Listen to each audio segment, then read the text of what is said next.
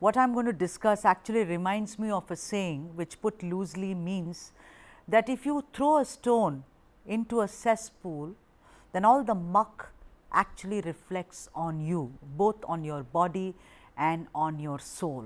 The more you stir it, the more of a stench actually snakes up to your nostrils. That's exactly what is happening.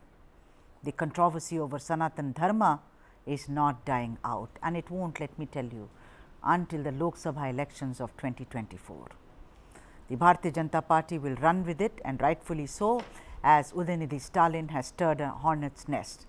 The latest in the series is a statement by DMK Minister and MP A. Raja, who said that Sanatana Dharma should be compared to diseases which carry social stigma like that of HIV and leprosy. Of course, he was speaking in the context of Sanatana. Raja further said how Udayanidhi's take on Sanatana Dharma, of course, which you heard, was soft, proving that he is more loyal than the king himself. He's challenged everybody and said, come, let's discuss Sanatana Dharma, because he's ready. He's got enough ammo apparently to discuss it.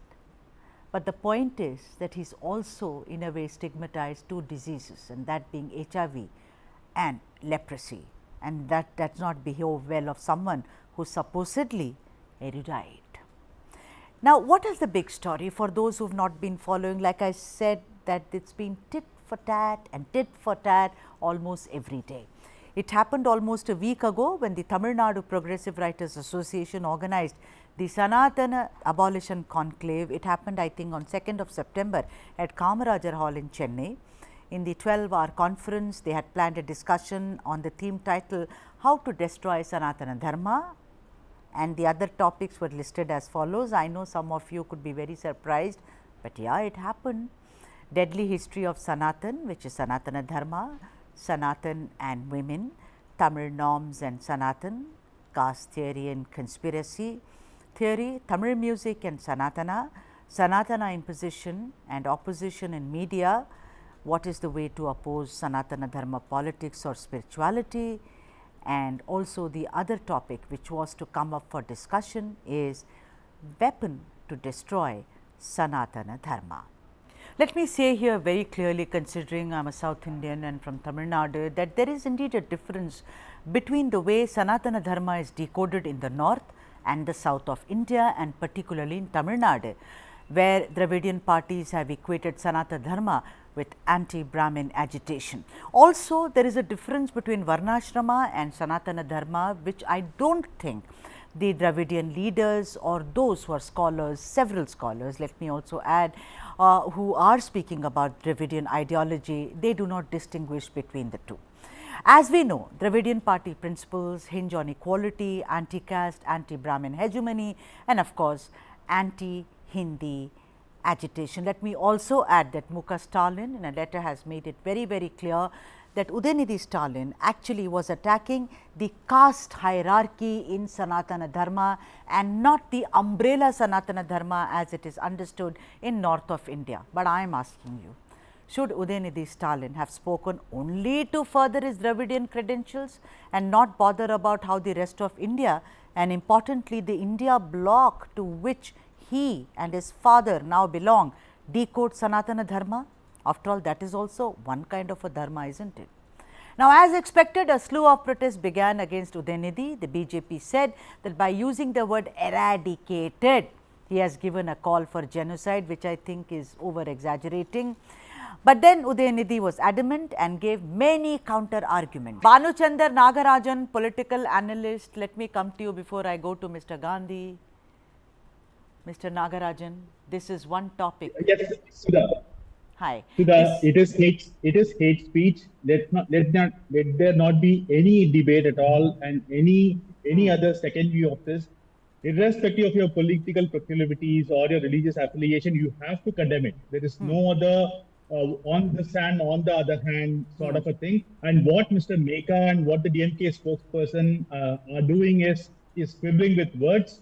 You are right to point that they are semi-literate, but I thought they were just insensitive, but they are illiterate as well. They have to go back and read things and not like make up stuff. Everybody knew what Udayanidhi was telling. Everybody knew what A. Raja was mentioning. If it was just caste discrimination, let them talk about it very clearly. And by the way, Tamil Nadu is no oasis. Like Tamil Nadu is the place where recently pieces were added to the colony of Dalits in their water tanks. There were Dalits who were actually prevented from going into temples, and these guys are saying that like for 70 years they have actually like brought in Samattuvam and all. Where is the Samattuvam in it? There should be a limit to what these guys are doing. Mr. It's Nagarajan, rubbish, and it has to be condemned. Banuchandar, I want to ask you, because you are a political analyst, and I want to ask you that this is what I have kept saying for the past 1 week, and I'll say it and ask you. This is one topic which is not only driven a wedge in the India bloc. This is one topic which is going to trend till we go to 2024 elections, both by the BJP, and the BJP is going to run with it. I mean, this Udayanidhi Stalin has given them enough ammo, I think. You know, when Mr. Modi speaks next time, and then we'll have several discussions, this is what is going to get highlighted. Do you agree, Banuchandar?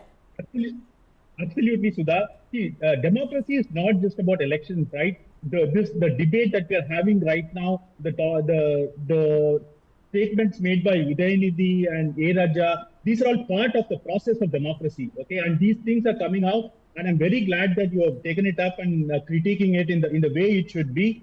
And of course, like the opposition will take it up, but that's one point. But what about the basic decency of like referring to a group of people? Who has decency? Banuchandar, where do you live here? I mean, where is there decency amongst politicians now? Look at the kind of narrative and the debate we have. They call each other names. So that's irrelevant. That's today. I'm sorry, buddy, because I know that it's very important, but it ain't happening. That's the reality. Mr. Gandhi, let me come back to you, please. Mr. Gandhi, I want to come to you that, great votaries of caste discrimination, equality, Samuttavam, Swayamaryade, that is self-respect, all that. I want to ask you, and I've done lots of stories on this, how come during the dispensation of Dravida Munnetra Kazhagam, caste violence has increased manifold in Tamil Nadu? Let me bring to your notice the siblings. No, don't. Plus, listen to me. First, listen to me. What about the siblings, school children, behind whom their classmates ran? If you're going to speak over me, 10,000 lower caste people has been encountered in Uttar Pradesh. No, what about the sickle? What about the school children? What about the school children behind who? They ran away with sickle? What about excreta being, what about recently food poisoning? You are hypocrites. You are what do you mean? You just said, you said, Gujarat. With respect to the caste there you are. You think I am from Gujarat? You think I represent Punjab? No, I represent India first, and then I am a Tamil Nadu. Then no. You are denying it. Don't shout. No, you are wrong. Recently, then you are disrespecting those two kids. No, I will not allow you. No, I will not allow you. Then I am just asking you. Those two children, remember, Mr. Gandhi, that their classmates ran after them with sickles. There were intermediary caste and the Dalits. You know that it happened 2 weeks ago, was it?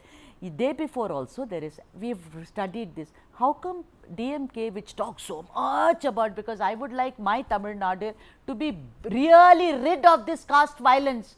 But how come you are unable to control it, Mr. Gandhi? What's going wrong, you think?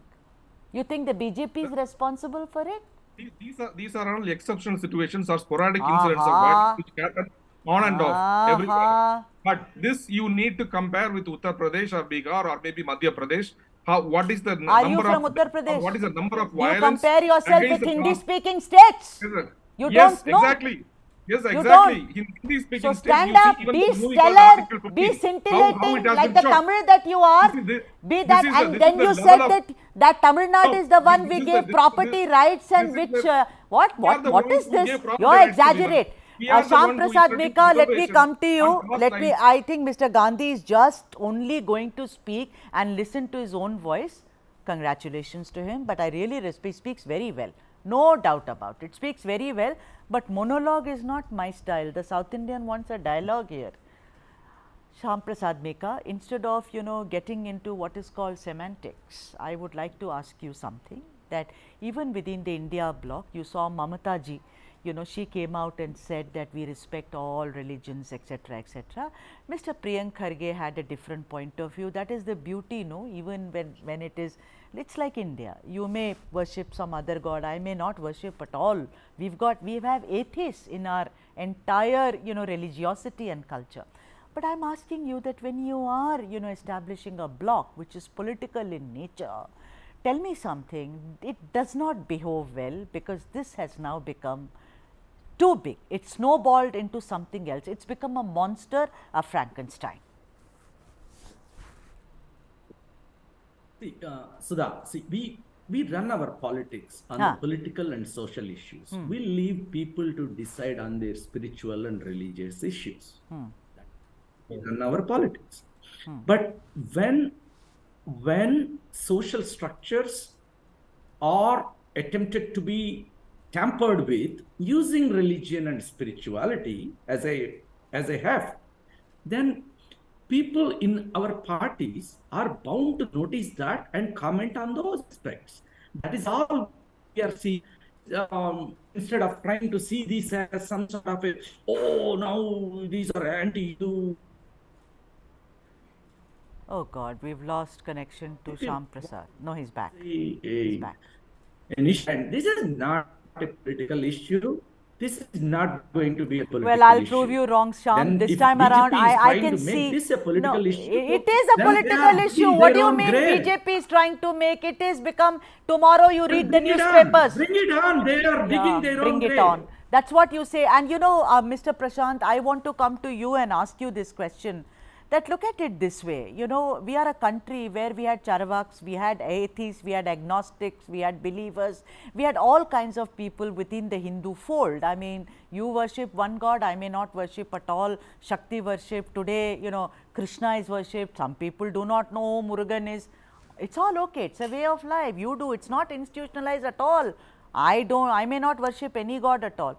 But the point is, I think that the whole debate, do you think that it has its genesis in the way your party has also made it us versus them, as in making religion the kernel of our very existence in this country? You want to call it India, you want to call it Bharat, whatever it may be. Your response, sir. No, Sudha, see, this can't be now equated to talking in a context or letting Udanidhi of the hook saying that he was talking context. First of all, the context itself is wrong. You put out the scroll saying that weapon to destroy Sanatana Dharma. Are you saying that sort of conferences need to happen and that context is agreeable? You're wanting to eradicate something and you wanting to have that weapon to destroy Sanatana Dharma. These people are not standing for the cultural and religious ethos of the country at all. They're wanting to divide people, incite feelings of people, more so Hindus. Hinduism has been there for thousands of years and Hindus have tolerated many invasions. Even then, all the invaders put together, including the British rulers, could not eradicate one thing, that is Sanatana Dharma, and which is probably the boiling point for Congress and its right. I'm not, to say I'm not sure about. I'm not sure. No. You both sides are showing bravado, Prashant.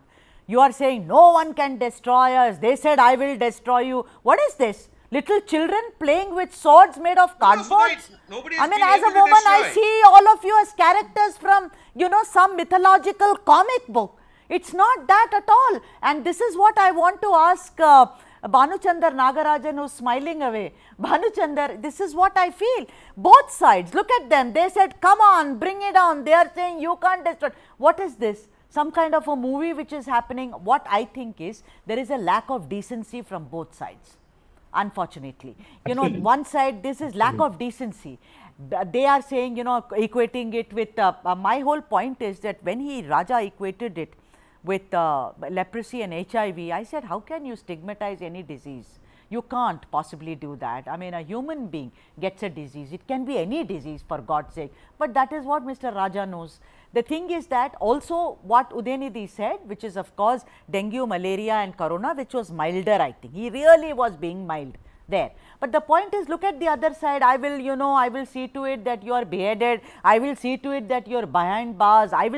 what is going on. But ultimately, don't you think once again both parties, I think the opposition as well as the DMK have succeeded in doing one thing, polarizing the country on religious lines. They have succeeded beautifully. Would you agree, Banuchandar? See, Sudha, like one of the distinguishing factors of human beings from animals is the ability to see, differentiate virtue and vice. Okay, it's basic human decency, like you were mentioning, and it's so insensitive for the opposition party to even make this comment and let alone defending this. And Sudha, you asked about BJP, right? But this BJP was formed, I don't know, in 1951. Even before that, these sort of comments were made, and this what hatred was shown in the society. And even as late as 2000s, right? Like, I mean, these comments were made, but since there were no media like what inquiring media like we have right now in your show or social media, these things didn't come out. And many people in North India did not know Tamil, so they did not understand what these guys are saying. So I think I'm glad that these things are coming out and this manthan is happening. Right, and Mr. Meka, like the Congress spokesperson, was so sanctimonious. It should have been very easy for the Congress to actually come out and make a statement, given that they are a very important player in the politics of Tamil Nadu. No, but Banuchandar, they did. Mr. Venugopal said, and today also Pavan said, Pavan Kheda, Sarva Dharma Sambhav. They believe it. So they've made their stand very clear. But what about the others? It's going to really, impact the rest of them. What the DMK has done today will have an after effect. Of course. The thing is, that is how politics works, right? It's not that DMK can say something and the opposition parties can ignore it, right? Yeah. So that is how we are. All right. And I've completely run out of time. My thanks are due to all the guests who joined us. It was really wonderful. Mr. Gandhi, Meka Nandri to you. Syamprasad Meka, thank you very much. Mr. Prashant, thank you very much. Banuchandar, it was such a pleasure. All I think about this entire Sanatana Dharma slander is that everyone needs to be within the limits of decency and not transgress that, considering one is a sitting minister and one is a senior MP, that is A. Raja.